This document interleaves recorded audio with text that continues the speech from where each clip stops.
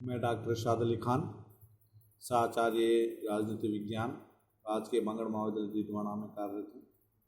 आज हम कोटले द्वारा प्रतिपादित मंडल सिद्धांत का अध्ययन करेंगे। कोटले द्वारा प्रतिपादित मंडल सिद्धांत से संबंधित हम कह सकते हैं कि प्राचीन भारतीय राजनीतिक चिंतकों के द्वारा अनेक महत्वपूर्ण सिद्धांतों का प्रतिपादन किया गया है, जो न केवल उस समय का राजनीतिक व्यवस्था के लिए अत्यधिक आवश्यक और समयानुकूल भी थे, अपितु इस सिद्धांत का आधुनिक राजनीतिक व्यवस्था में महत्व स्वीकार किया जा रहा है। एक संप्रभु राज्य को केवल आंतरिक प्रशासन पर निगरानी की आवश्यकता नहीं होती, अपितु बाहरी मामलों अर्थात अंतर्राष्ट्रीय संबंधों पर उचित ध्यान देना पड़ता है, ताकि कोई अन्य राज्य उस पर आक्रमण कर उसकी एकता, अखंडता, संप्रभुता का अपहरण न कर सके। वर्तमान समय में प्रत्येक देश यानी राज्य अपने विदेश नीति को आधार मानकर संबंधों का निर्धारण करता है, जिसका मूलभूत आधार होता है राष्ट्रीय हित। इसलिए कहा जा सकता है कि अंतर्राष्ट्रीय संबंधों में स्थायी शत्रु या स्थायी मित्र नहीं होते हैं, अपितु स्थायी होते हैं तो राष्ट्रीय हित। भारतीय राजतंत्र का एक प्रमुख सिद्धांत मंडल सिद्धांत के नाम से जाना जाता है। अंतर्राष्ट्रीय संबंधों में राज्य को उसकी भौगोलिक स्थिति के आधार पर मित्र राष्ट्र, शत्रु राष्ट्र की संज्ञा दी गई।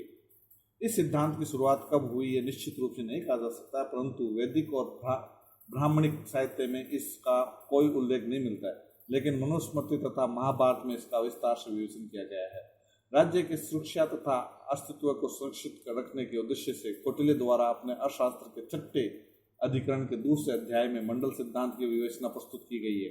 कौटिल्य द्वारा अंतर्राज्यीय संबंधों का यह सिद्धांत आदर्श और वास्तविकता दोनों को ध्यान रखते इनका परिपूर्ण रूप से सभी युगों में प्रासंगिक रहा है।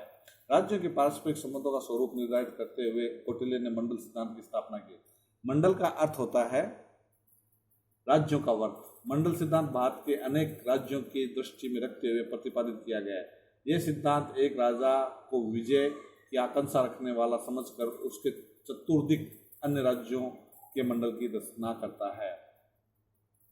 राज्यों का वर्त जाना 12 राज्यों का वर्त है। इसमें जैसे साफ दिख रहा है जो मैंने बनाया है। मंडल सिद्धांत 12 राज्यों के वर्त पर आधारित है। इस सिद्धांत में मंडल का केंद्र ऐसा राजा होता है जो पड़ोसी राज्यों का जीत कर अपने में मिलाने के प्रयत्नशील रहता है। कौटिल्य ने ऐसे राज्य के राजा को विजुगीषु राजा कहा है। मंडल में कुल 12 राज्य होते हैं, जिसमें विजुगीषु, उसका पड़ोसी अरि, उसका पड़ोसी मित्र, उसका पड़ोसी अरि मित्र, उसका पड़ोसी मित्र मित्र, उसका पड़ोसी अरि मित्र मित्र, यानी ये तो एक 6 बिंदु हो गए जो आपस में मित्र और अरि विजुगीषु के बीच में है।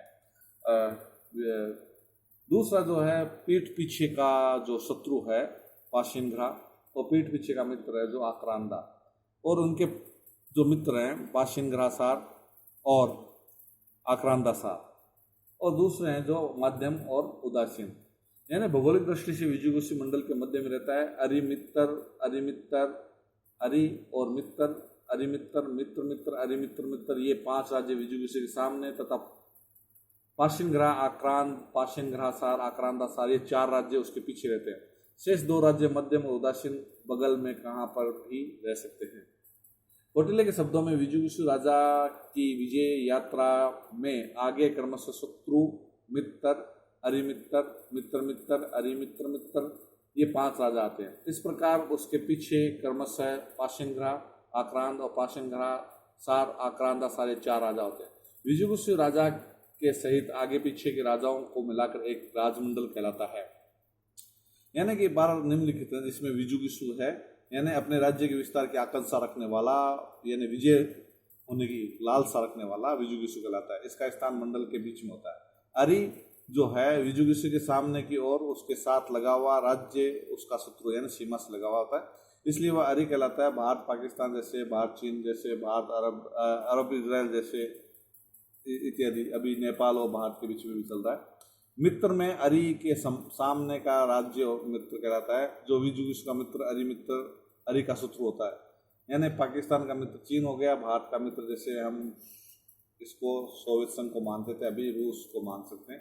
अरि मित्र के सामने वाला राज्य अरि मित्र कहलाता है। क्योंकि वह अरि का मित्र होता है, इसलिए विजुगीषु के साथ भी उससे मित्रता होती है। मित्र मित्र में होता है जो मित्र मित्र में, इसमें अरि मित्र के सामने वाला राज्य मित्र मित्र कहलाता है, वह मित्र राज्य का मित्र होता है और इसलिए विजुगुषु के साथ भी उसकी मित्रता होती है। अरि मित्र मित्र यानी मित्र मित्र सामने वाले राज्य अरि मित्र मित्र कहलाता है, क्योंकि वह अरि मित्र राज्य का मित्र होता है और इसलिए यानी अरि मित्र का मित्र होगा, इसलिए वह राज्य के साथ भी उसका संबंध मैत्रीपूर्ण होता है।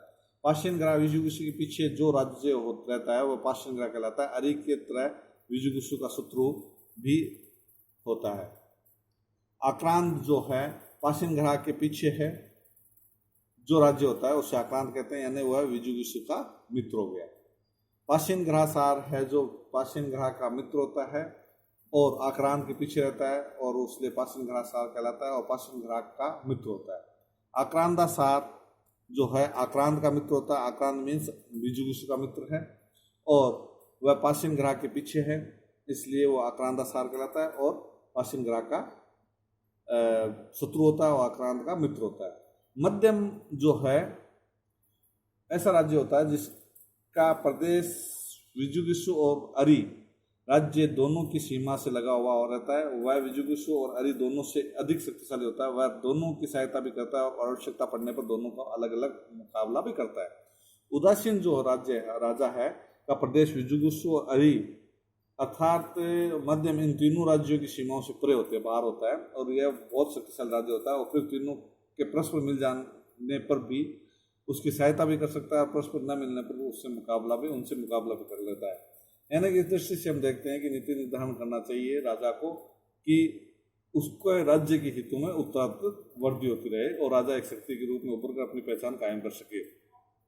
यानी पहले हमने सप्तांग सिद्धांत पढ़ा था। सप्तांग सिद्धांत में 7 अंग हैं, 7 में से राजा और मित्र दोनों आ चुके हैं, राजा और मित्र दोनों आ चुके हैं और 4 परिमंडल बनाए इन्होंने, जिसमें विजुगुषु, अरि और मध्यम और उदासीन। इनके जैसे विजुगुषु का मित्र और मित्र मित्र, इसी प्रकार से अरि का मित्र और मित्र मित्र, इसी प्रकार से मध्यम का मित्र मित्र मित्र और उदासीन का मित्र और मित्र मित्र। यानी इनकी 5-5 प्रकृतियां प्रत्येक के साथ में, मित्र और राजा को छोड़ दें तो अमात्य, जनपद, दुर्ग, कोष, दंड, इनके सबके साथ में 5-5 है। तो ये 3 तो ये हो गए, 15 हो गए, 18 प्रकृतियां सभी की हो गई और कुल 72 प्रकृतियां हैं जो इसको प्रभावित करती है। यानी मंडल सिद्धांत का मूल्यांकन के रूप में हम ये कह सकते हैं कि मंडल सिद्धांत जो है राजा को सोचने पर मजबूर करता है कि वो किस प्रकार से राज्य का संचालन करे और युद्ध करे। मंडल सिद्धांत के विश्लेषण यानी कि यद्यपि मंडल शब्द 12 राज्यों के समूह का एक वर्ताकार क्षेत्र की ओर संकेत करता है, तथापि इन राज्यों के स्थान पर कल्पना एक सीधी रेखा में ही की जा सकती है। देखते हैं कि मंडल सिद्धांत में राजा का नामकरण किया गया है। ये सभी नाम परिस्थितियों और समयानुसार बदल सकते हैं। एक ही राज्य परिवर्तित स्थिति के कारण विजुगुषु या अरि या मित्र भी हो सकता है। मंडल के निर्माण के लिए 12 राज्यों का होना आवश्यक नहीं। काल परिस्थितियों के अनुसार राज्यों की संख्या कमी और वृद्धि हो सकती है। 12 संख्या तो केवल इस बात का सूचक है कि यदि कोई राज्य अपने सीमित स्थित राज्य को युद्ध और करना चाहे तो वैसी स्थिति में 12 संभावित संबंधों की कल्पना की जा सकती है। मध्यम उदासीन राज्यों को छोड़कर मंडल के अन्य सभी राज्यों की शक्ति प्राय समान होती है। इस प्रकार मंडल शक्तिशाली राज्यों का एक समूह होता है जो 2 विरोधी गुटों में विभक्त रहता है, जहां एक गुट का नेता समस्त मंडल का सर्वोच्च स्थापित करता है।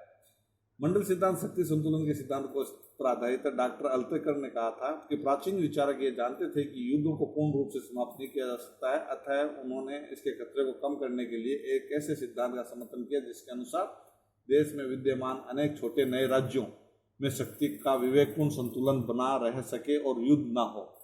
यानी दुर्बल राज्यों को अपने पड़ोसी शक्तिशाली राज्यों से संपर्क रखने और उनकी विस्तार नीति से अपनी रक्षा हेतु समान राज्यों से मैत्री स्थापित करने के लिए मंडल बनाने की सलाह दी थी। मंडल सिद्धांत के अनुसार एक राज्य अपने पड़ोसी का शत्रु उसके पड़ोसी का मित्र होता है। मित्र के बाद अरि मित्र और आगे मित्र मित्र, इसके पश्चात अरि मित्र कहते हैं। यानी एक क्रम चलता रहता है।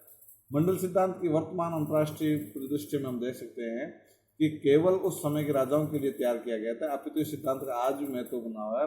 वर्तमान में एक ध्रुवीय विश्व राजनीति में संयुक्त राज्य अमेरिका को वर्चस्व देखा जा सकता है, जिसकी कल्पना हम पतेले के विजुगुषु राज्य से कर सकते हैं, जो अंतर्राष्ट्रीय क्षेत्र में अपना उत्तरोत्तर प्रभाव बढ़ा रहा है।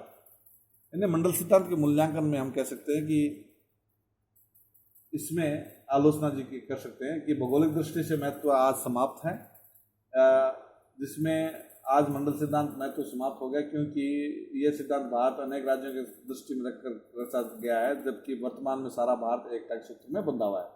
पड़ोसी देश एक दूसरे के शत्रु नहीं होते हैं, ऐसा मानते थे, परंतु अब नहीं है। और मंडल सिद्धांत के अनुसार पड़ोसी राज्य एक दूसरे के शत्रु होता था, लेकिन आधुनिक समय में ऐसी स्थिति नहीं है। आज प्रत्येक प्रभावशाली राज्य की प्राथमिकता अपने पड़ोसी राज्यों को महत्वपूर्ण संबंध स्थापित करना है। जैसे भारत को जो अपने पड़ोसी देश के साथ संबंध बनाए रखना चाहता है, अच्छा है। जैसे हमने गुजरात सिद्धांत दिया, या मनमोहन सिंह की सकारात्मक प्रयास या पूर्व की ओर देखने का जो है रणनीति है, वो मंडल सिद्धांत में नहीं थी।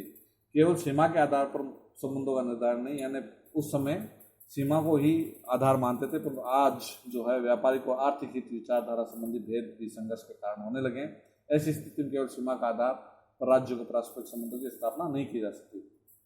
विजुगुप्त राज्य का कोई स्थान नहीं है, यानी कि आज के युग में विजुगुप्त राज्य का कोई स्थान नहीं है। उसकी विस्तार नीति, युद्ध नीति किसी कीमत पर अंतर्राष्ट्रीय व्यवस्था स्वीकार नहीं कर सकती। यदि कोई देश ऐसा करने का प्रयास करता है तो उसका व्यापक अंतर्राष्ट्रीय प्रतिरोध का सामना करना पड़ता है, और आवश्यकता पड़ने पर उसके अंतर्राष्ट्रीय बिरादरी से बाहर कर उस पर प्रतिबंध लगा दिए जाते हैं। स्थायी शत्रु मित्र धारणा गलत है। वर्तमान अंतर्राष्ट्रीय राजनीति में जो ये कह सकते हैं कि स्थायी शत्रु या स्थायी मित्र नहीं होते, बल्कि स्थायी होता है राष्ट्र हित, और इस आधार पर मानकर एक राष्ट्र अपनी नीति का निर्धारण करता है। इसमें एक राष्ट्र अपने शत्रु के भी इतना निकट चला जाता है जिसकी कल्पना हम कर ही नहीं सकते।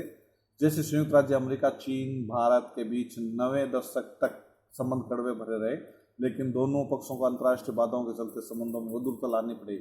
इस प्रकार मंडल सिद्धांत के चीन मित्र और चीन शत्रु की धारणा नकारा सिद्ध हो गई। मंडल सिद्धांत के महत्व भी है, क्योंकि आज भी हम ये कह सकते हैं कि तत्कालीन परिस्थितियों को देखें तो मंडल सिद्धांत की सार्थकता है। जैसे नेपाल वाला चल रहा है, चीन वाला चल रहा है, पाकिस्तान वाला चल रहा है, तो उस हिसाब से हम देख सकते हैं कि भारत के लिए आज भी मंडल सिद्धांत को लागू करना पड़ता है। इस प्रकार से हम कह सकते हैं मंडल सिद्धांत कौटिल्य की विदेश नीति संबंधी सूझबूझ और व्यापारिक राजनीति में उसकी दक्षता और दूरदर्शिता का परिचय है। मंडल सिद्धांत अंतर्राष्ट्रीय राजनीति के मूलभूत सिद्धांतों, वास्तविक तथ्यों तथा घटनाओं पर आधारित है। कौटिल्य का मंडल सिद्धांत आज भी विदेश नीति का स्थायी प्रकाश स्तंभ है।